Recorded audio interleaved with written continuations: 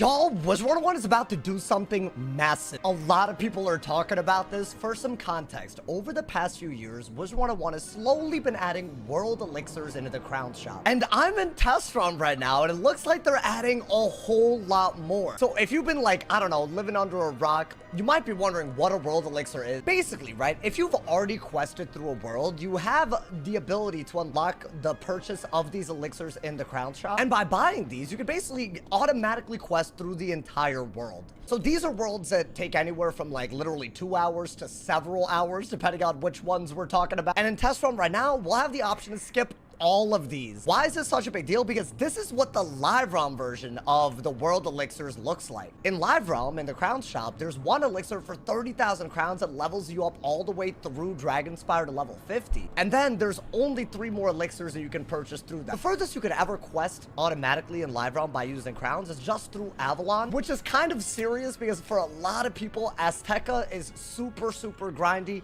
Chrysalis is a 2-part world that takes forever to complete. So for a lot of people, the most relevant world elixirs have yet to be released. This test run patch, I think it was extremely highly anticipated that we would get the Azteca and the Chrysalis elixir. What's very notable though is that they also added elixirs for worlds beyond Arc 1 and Arc 2. They added a Polaris, Mirage, and Imperia elixir. So now, if this all makes into live realm, not only can you go past Avalon, you can make it all the way into Arc 4 simply by purchasing crowns. They added world elixirs in test realm all the way through Novus, which this is a world that literally you do at like level 160. And considering the max level is 170, it looks like officially, if you've already quested through the world, you want to create another wizard, you don't want to put in the time, with some crowns, you can essentially catch any wizard up to the end game. That's something that we've never seen before. Now, I'm very confident that people are going to buy the Azteca and the Chrysalis elixirs. Those literally,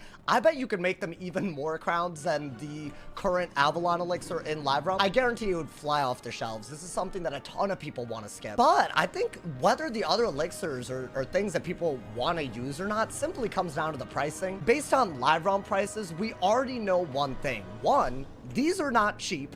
And two, every world is not built the same when it comes to pricing. Right, I think the fact that Celestia's 4,500 crowns to skip, but the other two in live realm right now are 9,000 to skip. What that suggests to me is that later and later worlds are probably going to be priced a little bit higher. I'm going to assume, especially if a world is 2-part like Chrysalis, it might even be double the cost. And while I do think any source of extra revenue for Wizard101 is probably a good thing at the end of the day, it will call into question how accessible it is if the pricing is like, you know, through the roof. So how do I personally feel about this? As someone with 7 max wizards, there is a part of me that makes it feel like all the time and effort I put into making literally a bunch of maxes is probably way less valuable now because people could just spend crowns. And I'm gonna be honest, I doubt that I'm the only person that will actually feel this way. Like, I think a part of the reason a lot of people have this feeling, and I think it's very valid, it's because questing to max for a lot of people hasn't been something that they did all at once. It's something that they did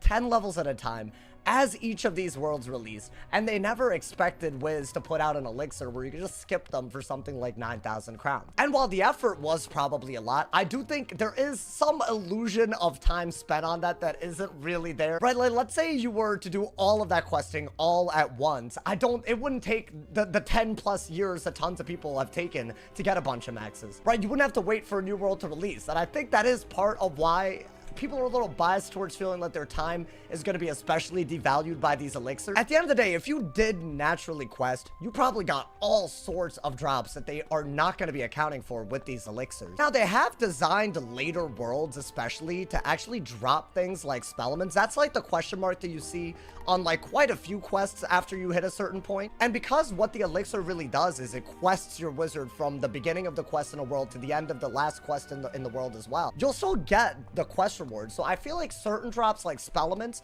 by buying these elixirs, you're not missing out on being able to tier up some of these spells. If y'all didn't know how, especially the later worlds, how I've noticed them doing this, let's say that you have a world that's tied to, like, I don't know, the one that you're questing through. Like, for example, Dark and Stormy is the storm spell that's tied to Lemuria. if you quest from the beginning to the end of Lemuria, you'll actually get enough spellments to go from tier 1 to tier 2 as long as you were able to naturally train the spell. So certain things like that, by buying an elixir, you're actually getting quite a big bang for your buck, right? You're actually getting spellments. But keep in mind, by getting one of these elixirs, you're only getting all of the rewards and gold and XP and stuff that you would have gotten just from questing alone. So things that matter quite a bit, like, you know, seeds and stuff, right? Stuff that you actually naturally accumulate over time just for questing, defeating mobs, defeating bosses. You're not going to get all of these drops. You're not going to get all the gear that you need. You're not going to get everything handed to you by buying one of these elixirs. So me personally, as long as it's not something that makes me feel like everything that I've done is devalued, I don't mind. And especially, I feel like some people, you have to address the reality. A lot of us are adults now. A lot of people have jobs, right? If you've already quested through the game, and that's the only way to unlock these elixirs, it's not really that crazy that if you are willing to pay, you could maybe not do the same grueling amount of questing again a second time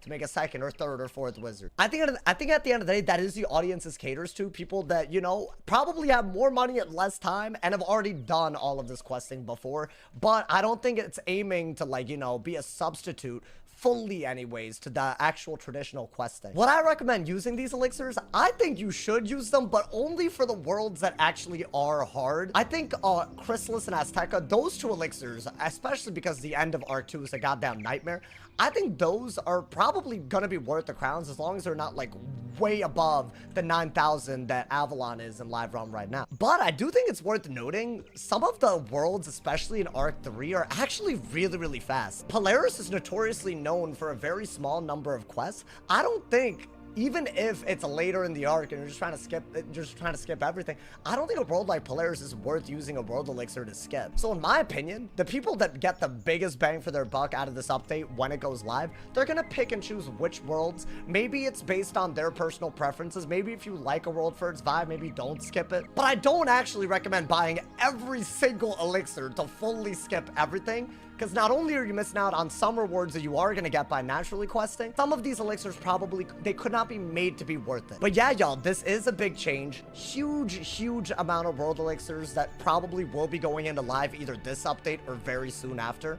It's going to change the way we look at questing as we know it. So I feel like it is a big, meaningful change. Let me know what you guys think about world elixirs in general. Do you guys fall into the camp of people that are excited to use these? Or are you someone with like a lot of maxes and these elixirs feel like a way to devalue all the time that you've spent? I feel like that's valid too. I look forward to hearing all of y'all's thoughts in the comments. Drop a like if you enjoyed, leave a sub if you're new, and if somebody hasn't told you you're awesome today, they doing something wrong. Stay awesome, y'all. See y'all soon.